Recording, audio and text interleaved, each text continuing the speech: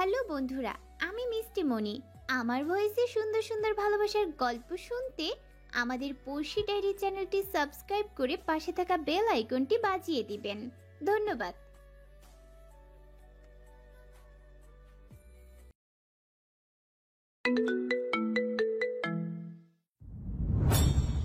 The snake group.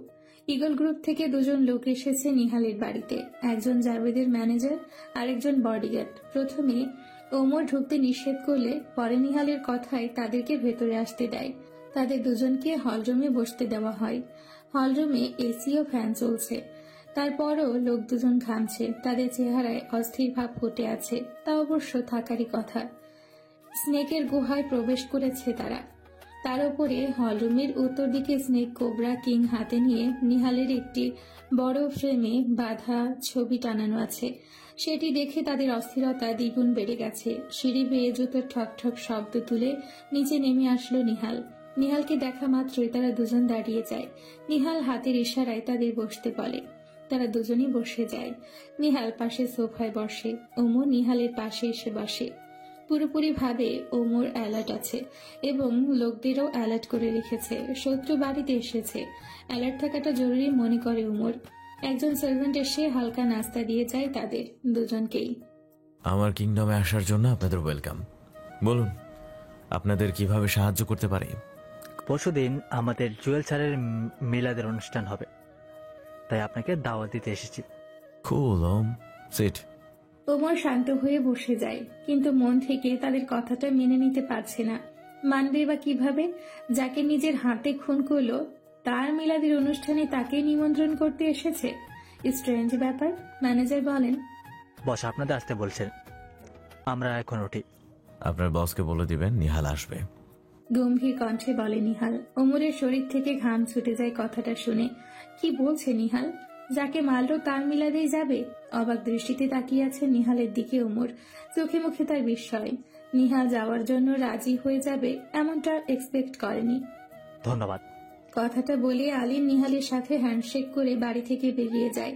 Omar তখনও বিস্ময় চোখে তাকিয়ে আছে নিহালের দিকে। নিহাল ওমরের দিকে না তাকিয়ে বলে, আনএক্সপেক্টেড চিজকে এক্সপেক্ট করা লাইক করি আমি। তুমি এটা এক্সপেক্ট করনি, বাট এটাই ট্রু। আপনি কি সত্যি যাবেন? ইয়া। কি? নো নো ওম, কোনো কিন্তু হবে না। আমি যাব, এটাই রিয়াল। সোফা থেকে উঠে উপরে চলে আসে নিহাল। ওমর তখনও বিস্মিত। মীরাপু, মীরাপু, কি করছো? মীরাকে ডাকতে ডাকতে রুমে প্রবেশ করে মিলি। মীরা মিলিকে দেখে তাড়াতাড়ি করে একটি খাতা বইয়ের নিচে লুকিয়ে ফেলে। দ্রুত উত্তর দেয়, হ্যাঁ বল। কি ব্যাপার? আমাকে দেখে এমন বিহেভ করলে কেন? মনে হচ্ছে কিছু লুকাচ্ছ। বেশি বুঝিস না, কিছুই লুকাইনি। কি বলতে এসেছিস সেটা বল। শপিং এ যাবো, চলো। আমি যাব না, তুই একা যা। আরে মমও যাবে, তোমাকেও সাথে করে নিয়ে যাবে, চলো। কাকিমণি যাবে? আচ্ছা তুই যা, আমি রেডি হয়ে আসছি। আচ্ছা বলে রুম ত্যাগ করে মিলি। মীরা লুকানো খাতাটা বইয়ের নিচ থেকে বের করে তার উপরে হাত বোলায়। চোখ জোড়া হালকা বন্ধ করে নিঃশ্বাস টেনে বলে, মিস ইউ।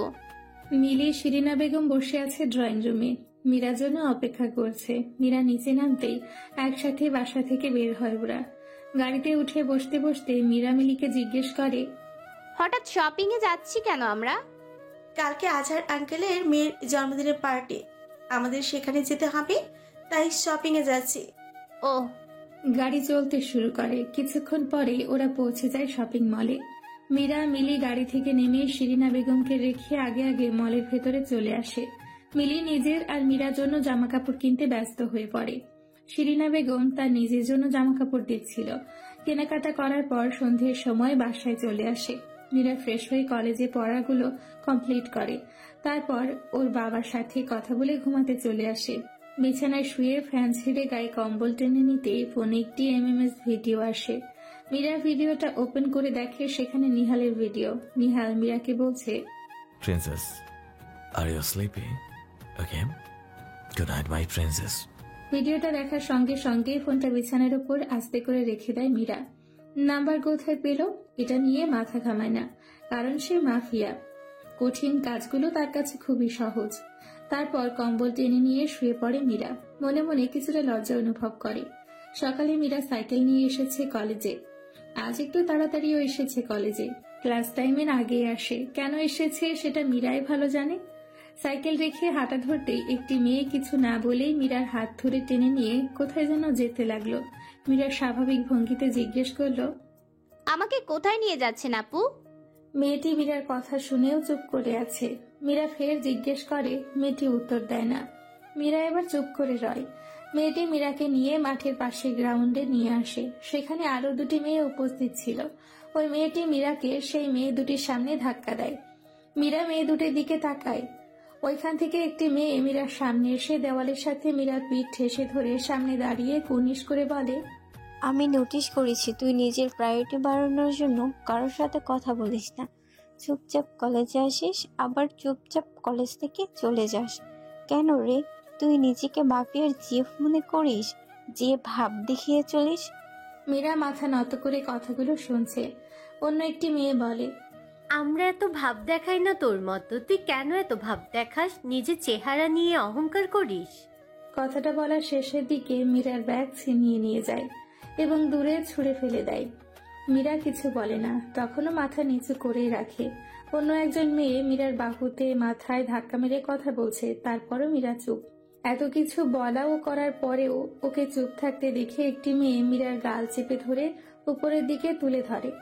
তখন মীরা নজর মেয়েটির উপর না পড়ে ও নজর পড়ে ওদের পেছনে থাকা হেঁটে যাওয়া ছেলেটির ওপর, কারণ সেই ছেলেটি ছিল নিহাল।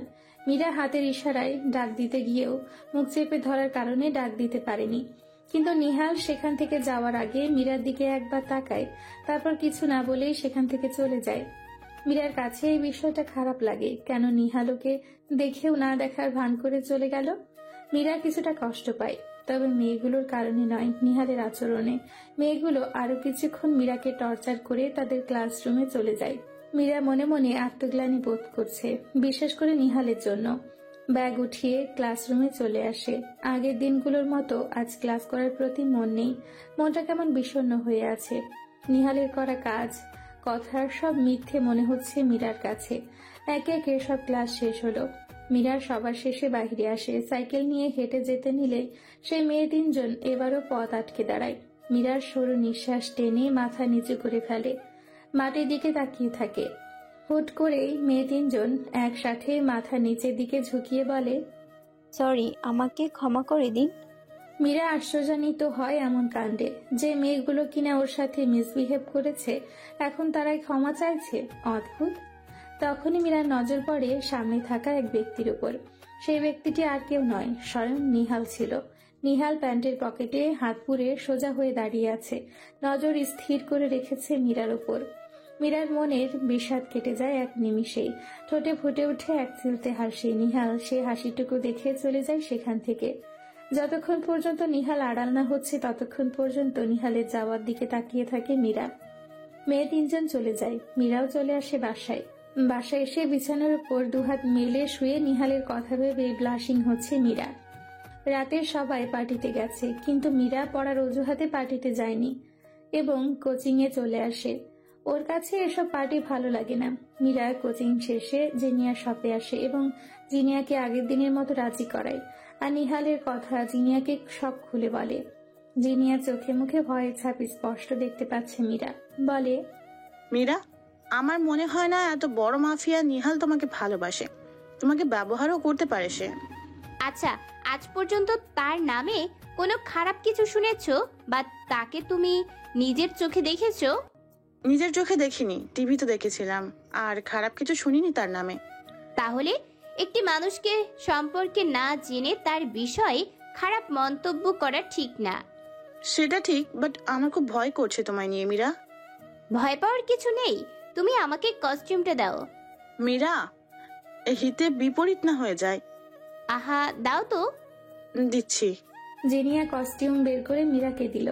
মীরা কস্টিউম পরে বের হবার সময় জিনিয়াকে বলে, আমি যা যা বলেছি এসব কাউকে বলো না।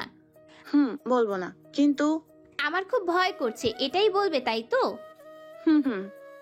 রিল্যাক্সে থাকো, আমি যাব আর কিছুক্ষণ পরই চলে আসব, ঠিক আছে? আচ্ছা। গুড। মীরা দোকান থেকে বেরিয়ে যায়। প্রথমে কয়েকজন বাচ্চাদের চকলেট কিনে দেয়, তারপর তাদের সাথে খেলা করে সেই বেঞ্চের কাছে আসে। বেঞ্চে বসে নিহালের জন্য অপেক্ষা করতে থাকে। কিছুক্ষণ বসার পরই নিহাল সেখানে উদয় হয়। বেঞ্চে বসতেই মীরার বুকের ধক ধক শব্দ বেড়ে যায়। নিহাল সেই একই বেশে এসেছে, শুধু সাথে করে আজ ল্যাপটপ নিয়ে আসে।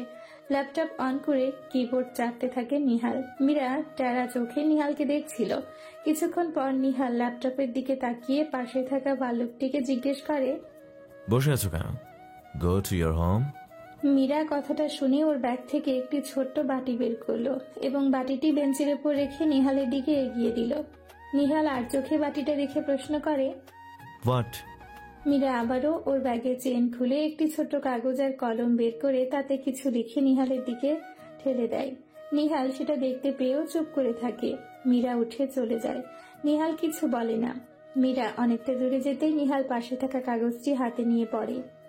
আপনার জন্য পায়েস রান্না করে নিয়ে এসেছিলাম, যদি আপনি খেতেন। নিহালের চেহারায় তেমন কোনো রিয়াকশন ছিল না। বাটিটি নিয়ে চলে আসে বাড়িতে। The eagle group. জাভেদ জানতে পেরে খুশি হয় নিহাল কাল আসবে ওর বাড়িতে, তাই আগে থেকে সব লোকেদের অ্যালার্ট থাকতে বলে। আমিরকে সব প্ল্যান বুঝিয়ে দেয় কি করতে হবে তাকে। জাভেদ জানতো নিহাল কোনো কমজোর লোক নয়, অন্তরে সাহস অধিক পরিমাণ, কিন্তু আবার ভয়ও কাজ করে তার মধ্যে। যদি এখানে এসে নিহাল কোনো কিছু করে ফেলে, ভয় পেতে চায় না নিহালকে। যতবার এই কথাটা মনে পড়ে ততবার ওয়াইন খেয়ে উড়িয়ে দিতে থাকে ভয় নামক জিনিসটাকে। দেখা যাক কাল কি হয়, কিভাবে স্নেক ইগলের গুহায় এসে বেঁচে ফিরে। পরের দিন ভার্সিটি থেকে বাসায় ফিরছিল মীরা। অর্ধেক রাস্তা বরাবর এসে হঠাৎই একটি কুকুরের বাচ্চা ও সাইকেলের সামনে এসে যায়। মীরা তাড়াতাড়ি ব্রেক করে সাইকেল থামায়, তারপর সাইকেল থেকে নেমে স্ট্যান্ড ফেলে কুকুরের বাচ্চাটিকে ধরে কোলে উঠিয়ে মাথায় হাত বুলিয়ে দেয়। কুকুরটি ছিল সাদা রঙের, দেখতে বেশ কিউট ছিল। মীরা আশেপাশে কুকুরের মালিককে খুঁজতে লাগলো। কিছুক্ষণ পরে একটি মেয়ে দৌড়ে মীরার কাছে এসে কুকুরটি নিয়ে থ্যাংক ইউ বলে চলে যায়। মীরা প্রতি উত্তরে মুচকি হাসে। সাইকেলে উঠতে নিলে ও নজর পড়ে একটি দোকানের সাদা রঙের গাউনের উপর। গাউনটি দেখতে বেশ সুন্দর। এসব গাউন সম্ভবত বিয়ের সময় পরে খ্রিস্টান মেয়েরা, তবুও গাউনটা মীরার নজর কেড়ে নেয়। মীরা মাথা এদিক সেদিক দুলিয়ে মৃদু হেসে সাইকেল নিয়ে বাসায় চলে আসে। ড্রয়িং রুমে আসতে মিলি ও শিরিনা বেগমকে রিমনের সাথে কথা বলতে দেখতে পাই স্কাইপিতে। মীরা তেমন একটা গুরুত্ব না দিয়ে চলে আসে ওর কক্ষে। The snake group. Nihal ready হয়ে গেছে। ব্লু রঙের পাঞ্জাবি, তার সাথে কালো রঙের ধুতি পায়জামা, পায়ে কালো লোফার, হাতে ওয়াচ। ড্যাশিং মাফিয়া লুক যাকে বলে। ওমর সিলভার রঙের পাঞ্জাবি আর ধুতি পায়জামা পরেছে। নিহাল সিঁড়ি বেয়ে নিচে নামতে নামতে ওমরের হাতে একটি 1 টাকার কয়েন ছুড়ে দেয়। ওমর কাছ ধরে বলে, এটা কি ভাই? টস করার বেস্ট মিনি টাকা। এখন কি করব? খেয়ে ফেলো। বলে নিহাল হলরুম থেকে বেরিয়ে গাড়ির কাছে আসে। ওমর সেখানে দাঁড়িয়ে থেকে কয়েনটি এপাশ ওপাশ ফিরিয়ে দেখতে লাগলো। নিহাল তখন ডাকতে লাগলো ওমরকে। ওমর দাঁড়িয়ে না থেকে গাড়িতে এসে বসে। নিহাল ফোন টিপছিল। ওমর নিহালের কয়েন হাতে নেওয়া অবস্থায় ওর দিকে তাকায়। কয়েনটা যত্নে রেখে দাও, জাভেদের বাড়ি গিয়ে এটা দিয়ে খেলা হবে। কিভাবে? Wait and see. যাও। গাড়ি চলতে লাগলো। The eagle group. অনেক মেহমান এসেছে, আর কিছু মিডিয়া লোকেরাও আছে। জাভেদ চাইলে পুলিশকে সিসি ক্যামেরার ফুটেজ দেখিয়ে নিহালকে পুলিশে দিতে পারত, কিন্তু জাভেদ সেটা করবে না, কারণ ওর বাবার কালো কারবারের সব ডকুমেন্ট ও প্রমাণ নিহালের কাছে আছে। নিহালকে ধরা মানে ওদের কালো ধান্দার কাজের সবকিছু ফাঁস করা। আর এমনিতেও দুবাইয়ের পুলিশরা নিহালের আন্ডারে। পুলিশ তো ভালো, মন্ত্রীরাও ওর সাথে কথা বলতে ভয় পায়। এই জন্য ওর বাবার মৃত্যু তার কোনো শত্রুদের দ্বারা হয়েছে এটাই সবাইকে বলে দেয়। জাভেদ হলরুমের সোফায় বসে আছে। একে একে অনেক লোকেরা এসে জাভেদকে সান্ত্বনা দিচ্ছে, এটা ওটা বলছে। কিছুক্ষণ পর নিহালের গাড়ি জাভেদের উঠানে এসে থামে। আজকে আর বডিগার্ডরা নিহালের গাড়ি দেখে বাধা দেয় না। এর জন্য ওমরের মনের ভেতর ক্ষুদ্র সন্দেহটা আরো দ্বিগুণ বেড়ে যায়। ওমর গাড়ি থেকে নেমে গাড়ির দরজা খুলে দেয়। নিহাল গাড়ি থেকে নেমে আসে। কিছু লোকজন ওকে ওখানে দেখে অবাক হচ্ছে। জাভেদের একজন লোক তার কানে ফিসফিস করে নিহালের আসার কথাটা বলে। জাভেদের রক চটে যায়। তারপরও নিজেকে শান্ত রেখে সোফা থেকে উঠে নিহালের কাছে আসে। নিহালকে ভেতরে আসার আগে বডিগার্ডরা ওদের দুজনার বডি সার্চ করে এবং নিহাল ও ওমরের কাছ থেকে পিস্তল রেখে দেয়। বডিগার্ডরা ওদের ভেতরে যেতে বলে। নিহাল ভেতরে যাওয়ার আগে ওই 1 টাকার কয়েনটা ওমরের কাছ থেকে নিয়ে নেয়। জাবেদের সাথে ভেতরে গিয়ে দেখা হলে দুজনেই দুজনকে হাত করে। জাবেদের চোখে মুখে তখন প্রতিশোধের আগুন দেখতে পাচ্ছিল নিহাল, কিন্তু নিহাল স্বাভাবিকভাবেই ছিল। সব লোকেদের থেকে একটু দূরে গিয়ে বসে ওরা 3 জন।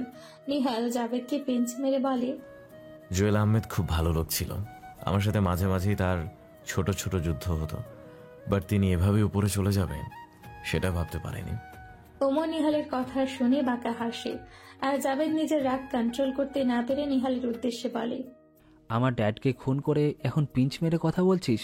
তুই জান নিয়ে এখান থেকে ফিরতে পারবি না নিহাল। মৃত্যু নিয়ে খেলা করা আমার প্রতিদিনের কাজ, আর তুই আমাকে ভয় দেখাচ্ছিস? হ্যাঁ দেখাচ্ছি, কি করবি তুই? নিহাল জাবেদের প্রতি উত্তরে বাঁকা হাসে।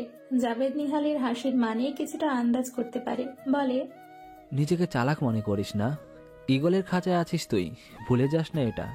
নিহাল আবারও বাঁকা হাসে। নিহালের হাসি দেখে জাবেদের রগের গা জ্বলে যাচ্ছে। নিহাল শান্ত কণ্ঠে বলে, কুল ডাউন, এখানে অনেক লোকজন আছে, তারা স্নেক আর ইগলের মধ্যকার লড়াই দেখলে ভয় পেতে পারে। গার্ডস। এক নিমিষেই মেহমানের রূপ ধরা লোকগুলো এক একজন পিস্তল বের করে নিহাল আর ওমরের দিকে পিস্তল তাক করে ধরে।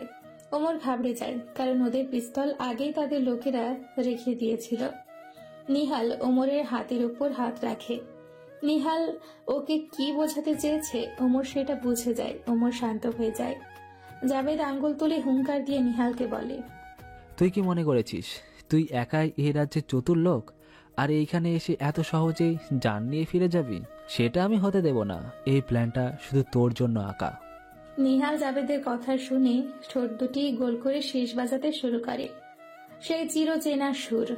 জাবেদ নিহালের শীষ বাজানো দেখে বডিগার্ডদের হাত থেকে পিস্তল নিয়ে নিহালের দিকে তাক করতে নিহাল চট করে উঠে দাঁড়ায়। জাবেদের মুখোমুখি দাঁড়িয়ে দত্তে দত রেখে চিবিয়ে চিবিয়ে বলে, পেছন থেকে আঘাত করা কাপুরুষদের কাজ, সামনে থেকে আঘাত করা বীর পুরুষদের কাজ। আজ এখন তুই নিজেকে কাপুরুষ বলে প্রমাণ করলি। জাবেদ রাগে ফুসফুস করছে নিহালের কথা শুনে। নিহাল দুপা পিছিয়ে গিয়ে হাতের ইশারায় বলে, তুই এতজন লোককে রেখেছিস আমাকে মারার জন্য, আর আমি তোকে শেষ করে দিব। এতে তুই আমার কিছুই করতে পারবি না। ডেমো তোর পাঞ্জাবির লেফট পকেটে আছে। সি। নিহালের কথা শুনে জাবেদ ওর বাম পকেটে হাত রাখে এবং পকেটের ভেতর থেকে সেই কয়েনটি বের করে, যেটা নিহাল হাত করার সময় জাবেদের অগোচরে ওর পকেটে রেখেছিল। জাবেদ হাসতে লাগলো কয়েনটি দেখে। হেসে হেসে বলে, এই সামান্য কয়েন দিয়ে তুই আমাকে মারবি? হেসে নে, ডেথের পর হাসতে পারবি না। এই কি আছে এই কয়েনে? কেন আমি ভয় পাবো এই কয়েনটিকে? বল। Demo two. বলে জাবেদের সেই কয়েন নেওয়া হাত পাশে জানালা থেকে আসা রৌদ্রের উপর ধরে, আর সাথে সাথে সেই কয়েনের ভেতর থেকে কালো ধোঁয়া বের হতে থাকে। জাবেদ যেটা দেখে হাত মুঠ করে রৌদ্র থেকে হাত সরিয়ে নেয়। ঘাবড়ানো ভঙ্গিতে নিহালের দিকে তাকায়। নিহাল ওর দুহাত প্রসারিত করে মোড নিয়ে বলে, বোম সেট করা আছে ওটার মধ্যে, এবং সেটা অ্যাক্টিভ হয়ে গেছে যখন তোর হাত রোদ্দে ধরেছিলাম তখন। নিহাল ওর পকেট থেকে সেই লাইটারটা বের করে ফের বলে, একমাত্র এই লাইটারটা বোমকে অফার করতে পারে। অফ কর নিহাল, আর নয়তো আমি তোকে গুলি। তার আগে আমি তোকে উড়িয়ে দিব। না না, তুই এটা করিস না, আমি তোকে কিছু করব না। এই সবাই পিস্তল নিচে নামা। তুই যা, তোকে ছেড়ে দিলাম আমি। এবার এটাকে অফ কর। তুই ছাড়ার কে? আগেও কেউ আমায় ধরতে পারেনি, ফিউচারেও কেউ ধরতে পারবে না। কথাটি বলে নিহাল সানগ্লাসটা স্টাইলের সাথে চোখে পরে বাড়ি থেকে বের হয়ে যায়। ওর সাথে ওমরও বেরিয়ে আসে। গাড়িতে উঠে বসতে গাড়ি ছেড়ে দেয়। গাড়ি বের হয়ে যায় বাড়ি থেকে। ওমর স্বস্তির নিঃশ্বাস ফেলে বুকে হাত দেয়। ওমর নিহালকে বলে, ভাই বোম। নিহাল ফোন করে জাবেদের কাছে। জাবেদ নিহালের ফোন কল দেখে দ্রুত পিক করে কানে দেয়। জাবেদ কিছু বলার আগেই নিহাল বলে, বোকার মতো কয়েন হাতে নিয়ে এখনো দাঁড়িয়ে আছিস? ওটাতে বোম বলতে কিচ্ছু নাই, তোকে আমি গাধা বানালাম। না ব্লাডি বিচ। রাগে জোরে চিৎকার দিয়েই কয়েনটি সহ ফোনটির সর্বশক্তি দিয়ে মাটিতে ছুঁড়ে ফেলে দেয়। তোকে আমি ছাড়বো না নিহাল। হাতের গানটি দিয়ে নিহালের বসা সোফাটিতে অনবরত গুলি ছুটতে লাগলো। ওমর বোকার মতো তাকিয়ে আছে নিহালের দিকে।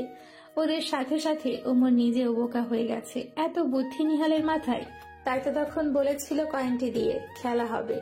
নিহাল ওর হাতের মাঝে লাইটারটা ঘোরাতে ঘোরাতে বলে, প্রশ্ন জাগছে মনে?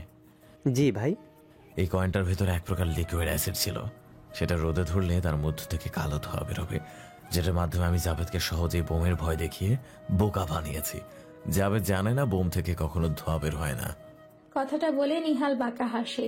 ওমর নিহালের দিকে ঝুঁকে কথাগুলো শুনছিল। কথা শেষ হবার পর ওমর ডান হাত দিয়ে চেহারা ঢেকে ফেলে সিটে হেলান দেয়। মুচকি হেসে নিহালের দিকে তাকিয়ে বলে, you are genius. I know. তবে জাভেদ সত্যি একটা বোকা লোক। রাইট। বিকেলে মীরা আজ সাইকেল নিয়ে বাইরে ঘুরতে বের হয়। উদ্দেশ্য লাইব্রেরিতে যাবে, কিছু বই কালেক্ট করার জন্য। কলেজ থেকেও করতে পারত, কিন্তু বুকশপ থেকে করা ভালো মনে করে, তাই এটা ভেবে বেরিয়ে পড়ে তার গন্তব্যে। আজ মীরা নিজেও মুখে মাস্ক পরেছে।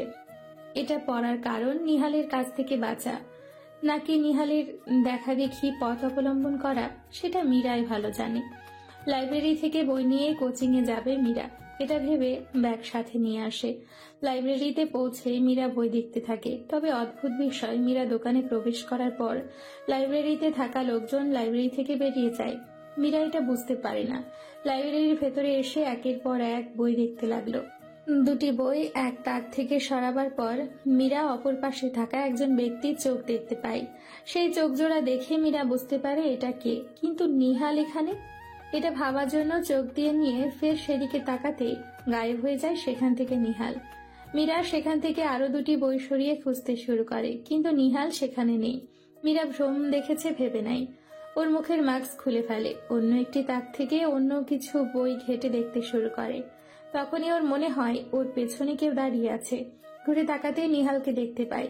সেই গেটআপ, সেই মাস্ক পরা অবস্থায় সেই লুকে, যেটা দেখে মীরার বুকের মধ্যে থিরিম থিরিম শব্দ হতে শুরু করে। এমন অনুভূতির সাথে মীরা পরিচিত। পাশ কাটিয়ে নিহালের সামনে থেকে সরে যেতে নিলে পেছনের ব্যাগের সাথে বুকের তাকে আটকে যায়। এর মাধ্যমে মীরা ব্যালেন্স ঠিক রাখতে না পেরে আস্তে করে পড়ে যায় ফ্লোরে। নিহাল শুধু চেয়ে চেয়ে দেখছে মীরার কাণ্ড। ব্যথা পায়নি, তাই মীরা উঠতে নিলে নিহাল ওর হাত বাড়িয়ে দেয়। এটা দেখে মীরা দ্রুত উঠেই দৌড়ে দোকান থেকে বের হয়ে যায়। আর বই কিনেছে। সাইকেল নিয়ে দ্রুত চলে যায় কোচিংয়ে। নিহাল বাহিরে বের হয়ে দেখে মীরা সাইকেল দ্রুত গতিতে চালিয়ে চলে যাচ্ছে। নিহাল ওর কপালে বুড়ো আঙ্গুল দিয়ে স্লাইড করতে করতে বাঁকা হাসে। মীরা কোচিং শেষে আজ আর শপে আসে না, তবে আজও নিহালের জন্য ডোসা বানিয়ে নিয়ে এসেছে। মীরা সে বেঞ্চের কাছে এসে এদিক সেদিক তাকায়, তারপর চিরকুট শহর সেই বাটিটা সেখানে রেখেই চলে যায়। বাসায় আসার পর ঘুমাবার আগে একটি মেসেজ আসে মীরার ফোনে। মীরা মেসেজ ওপেন করতে নিহালের নাম দেখতে পায়। Good night princess, have a beautiful day with me, Nihal Khan. Meera মুচকি হাসে, তবে ভাবে সে শুধু রাতে কেন SMS করে, সকালে তো করে না। বেশি মাথা কাটায় না মীরা, ঘুমিয়ে যায়। নিহাল ওর প্রিয় স্নেক কিং কোবরার রুমে আসে। সেই রুমের সামনে আসতেই দরজা খুলে দেয় বডিগার্ডরা। ওমরকে সাথে নিয়ে নিহাল রুমে প্রবেশ করে। চার কোণাচে একটি কাচের ভেতরে একপাশে পেঁচিয়ে বসে আছে স্নেক কিং কোবরা, বিষধর সাপ শঙ্খচূড়। কিং কোবরা শঙ্খচূড় সম্পূর্ণ আলাদা প্রজাতির একটি সাপ। এই সাপ লম্বায় 5.6 মিটার, 18.5 ফুট পর্যন্ত হতে পারে। সাপের মধ্যে সবচেয়ে বড় আকৃতির অজগর পাইথন হলেও বিষাক্ত সাপের মধ্যে সবচেয়ে বড় শঙ্খচূড়।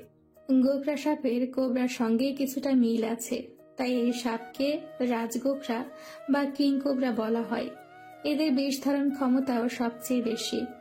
নিহালের কাছে যে সাপটি আছে সেটিও একটি বিষধর সাপ। কিং কোবরাকে নিজের বশে আনতে নিহালের অনেকটা কষ্ট হয়। নিহালের কাছে যে কিং কোবরাটি আছে এটি লম্বায় 4.5 মিটার, দেখতে কুচকুচে কালো। নিহাল সোফায় বসে কিং কোবরার দিকে তাকিয়ে থাকে। ওমর কাচের গ্লাসটি খুলে দেয়। কিং কোবরা নিহালকে দেখে মাথা তুলে। ওমর একটি ছোট্ট খাঁচার মধ্যে 10টি মুরগির বাচ্চা এনে নিহালের সামনে রাখে। নিহাল খাঁচাটি হাতে নিয়ে উঠে দাঁড়ায়। কিং কোবরার ভেতরে একটি একটি করে 3টি মুরগির বাচ্চা ছেড়ে দেয়। কিং কোবরা জ্যান্ত মুরগির বাচ্চা দেখে লোভ সামলাতে না পেরে একে একে তিনটিকে গিলে খেয়ে ফেলে। কিছুক্ষণ পর নিহাল গ্লাসের ভেতরে হাত রেখে কিংকোবরাকে বাহিরে বের করে আনে। কিংকোবরা শান্ত হয়ে নিহালের দিকে তাকিয়ে আছে, আর কিছুক্ষণ পর পর তার সরু জিহ্বা বের করছে। নিহাল কিংকোবরার সাথে কিছুক্ষণ সময় কাটায়। কিংকোবরাকে বের করার পর ওমর নিহালের কাছ থেকে 3-4 হাত দূরে সরে যায়, কারণ ওমর ভয় পায় নিহালের কিংকোবরাকে। সেখানে ওমর, নিহাল ও কিংকোবরার ছবি তুলে নেয় কয়েকটা। অনেকক্ষণ সময় কাটানোর পর নিহাল বেসিনে এসে হাত ধুয়ে নেয় এবং নিজের রুমে চলে আসে। যে পিকগুলো ওমর তুলেছিল সেখান থেকে 2-3টা পিক নিহাল সোশ্যাল মিডিয়ায় আপ করে দেয়। যে পিক দেখে জাভেদ রাগে আরো ফায়ার হয়ে যায়। জেদের বসে ল্যাপটপ ভেঙে ফেলে। মানতেই পারছে না নিহাল ওকে বোকা বানিয়েছে। মনে পড়লেই প্রচন্ড রাগ হয় তার। এভাবে ওদের দিন কাটতে লাগলো। নিহাল মীরার সাথে যতবার কথা বলতে যেত ততবার মীরা ভয় পেয়ে সেখান থেকে পালিয়ে যেত। এতে করে নিহালের রাগ হলেও করার কিছুই ছিল না। কিন্তু মীরা মনে মনে নিহালকে পছন্দ করত, আর প্রতিদিন কোচিং শেষ করে ওই বেঞ্চে খাবার রেখে আসতো মীরা। সেটা নিহাল নিত কিনা সেটা মীরা জানতো না। তাই আজ মীরা ডিসিশন নেয় নিজে গিয়ে নিহালের সাথে দেখা করবে। মীরা ফেসবুকের আইডি থেকে জানতে পারে নিহালের প্রিয় খাবার চিংড়ি মাছের মালাইকারি। মীরা সেই ডিশটা রান্না করে নিয়ে আসে ওর জন্য। শপে আজ জিনিয়া আসেনি। জিনিয়ার শরীর ভালো না বিধায় শপে ওর কর্মচারীরা আছে, তারাই কাজ করছে। মীরা তাদের কাছ থেকে ভাল্লুকের কস্টিউম নিয়ে পরে বের হয়। ধীমে ধীমে পায়ে রাস্তা দিয়ে হেঁটে যাচ্ছে মীরা। আজ রাস্তায় গাড়ি চলাচল তেমন একটা নেই, বাচ্চাদেরও দেখা যাচ্ছে না রাস্তায়। আজ আকাশে চাঁদও নেই, চাঁদবিহীন আকাশে তারায় জলজল করছে। মীরা মনে মনে বলছে, নিহাল আজ আসবে তো নাকি আসবে না? আচ্ছা, নিহাল কি সত্যি আমাকে ভালোবাসে নাকি মিথ্যা ভালোবাসা নাটক করছে? এসব উদ্ভট চিন্তা ভাবনা করতে করতে সে বেঞ্চের কাছে এসে দাঁড়ায়। মীরা বামে ডানে তাকিয়ে বেঞ্চে হতাশ হয়ে বসে পড়ে। ওর কাছে মনে হচ্ছে আজ নিহাল আসবে না। আরো কিছুক্ষণ বসে থাকে। এদিকে আড়াল থেকে কেউ মীরাকে দেখছে। তার নজর মীরার উপর স্থির ছিল। মীরা ওর ব্যাগ থেকে ফোন বের করে ঘড়ির টাইম দেখে নিল। 9টা প্রায় বাজতে চলল। মীরা আর ওয়েট করতে পারল না। এক রাশ হতাশা নিয়ে সেখান থেকে চলে যাওয়ার জন্য উঠে দাঁড়ায়। তখনই পেছন থেকে কেউ দ্রুত গতিতে এগিয়ে এসে ওর ভাল্লুকের মাথাটা খুলে নেয়। বেরিয়ে আসে মীরার ফেস। ভাল্লুকের মাথা খুলে নেওয়া ব্যক্তিটি ছিল নিহাল, যে এতক্ষণ দূর থেকে নজর রাখছিল ওর ওপর। মীরা নিহালের এমন কাণ্ডে হতবম্ব হয়ে যায়। নিহালের দিকে তাকাতে ঘায়েল করা চোখ হাসি দেখে মীরাও চোখ নামিয়ে নেয়। নিহাল দেরি না করে ওর প্রিন্সেসকে কাছে টেনে নিয়ে গালে হাত রেখে ঠোঁটে আলতো করে চুমু খায়, যার কারণে মীরার চোখ জোড়া অনায়াসে বন্ধ হয়ে যায়। নিহাল সরে আসে। মীরা চোখ বন্ধ অবস্থায় দেখে মুচকি হেসে কানে কানে বলে, প্রথম খাবার দেওয়ার দিন জানতে পেরেছিলাম তুমি আমার প্রিন্সেস। মীরা চোখ মিলে নিহালের দিকে তাকায়। নিহাল আরো বলে, যতটা আমি তোমাকে ভালোবাসি ততটা তুমি আমাকে ভালোবাসো। মীরার এখন লজ্জা লাগছে। নিহাল সবকিছুই জানে। আসলেই অজান্তে নিহালকে ভালোবেসে ফেলেছে মীরা। নিহাল ঘাড় হালকা কাত করে বলে, রাইট। মীরা ভাল্লুকের মাথাটা নিহালের হাত থেকে নিয়ে চলে যেতে নিলে নিহাল সামনে এসে দাঁড়ায়। মীরা মাথা নিচু করে দাঁড়ায়। বুঝতে পারে নিহাল কিছু বলতে চায়। বাসায় পৌঁছে দেবো তোমায়। নেক্সট টাইম তুমি একা দিনে রাতে কোথাও বেরোবে না, রিমেম্বার ইট। মীরা মাথা দুলিয়ে সায় দেয়। নিহাল মীরার হাত ধরে বলে, কাম। গাড়িতে উঠিয়ে দেয়। মীরা নিহালকে আগে সেই শপে নিয়ে যেতে বলে। নিহাল মীরার কথা মতো শপে নিয়ে আসে। মীরা সেই শপে এসে কস্টিউম চেঞ্জ করে শপের পেছনে রাস্তা দিয়ে নিহালকে ধোকা দিয়ে পালিয়ে যেতে নিলে মাঝখানে রাস্তায় এসে দেখে নিহাল গাড়ির সামনে হেলান দিয়ে 2 হাত বগল দাবা করে দাঁড়িয়ে আছে। নিহালকে দেখা মাত্রই মীরার দমটা যেন খাটো হয়ে এলো। নিহাল মীরার ওপর এর জন্য রেগে নেই, বরং মীরার এমন দুষ্টুমি দেখে নিহালের প্রচুর হাসি পাচ্ছে। আসলেই চুপচাপ থাকা মানুষগুলো ভেতরে ভেতরে চিপা চালাক হয়। মীরা সেটার উদাহরণ। নিহাল হেঁটে মীরার কাছে আসে। মীরা আর কি করবে? চোর যেমন ধরা পড়লে মাথা নিচু করে রাখে, মীরাও মাথা নিচু করে দাঁড়িয়ে থাকে। নিহাল মীরার হাত ধরে গাড়িতে বসিয়ে দেয়। ড্রাইভিং সিটে বসে নিহাল মীরার কাছে একটি টেপ এগিয়ে দেয়। সেই টেপে শপের ভেতরে সবকিছু দেখা যাচ্ছিল।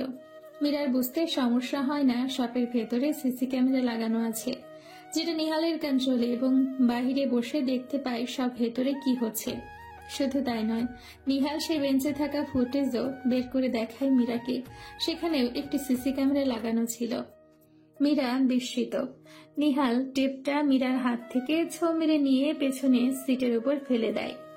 গাড়ি স্টার্ট দিয়ে এক হাত স্টিয়ারিং এর উপর রেখে আরেক হাত নিজের বাম পাশের ঘাড়ের উপর রেখে বলে, নিহালের কলিজা তো সস্তা না। যখন থেকে আমার নজর তোমার উপর পড়েছে তখন থেকে তুমি আমার নজরবন্দি হয়ে গেছো। You are mine, my princess.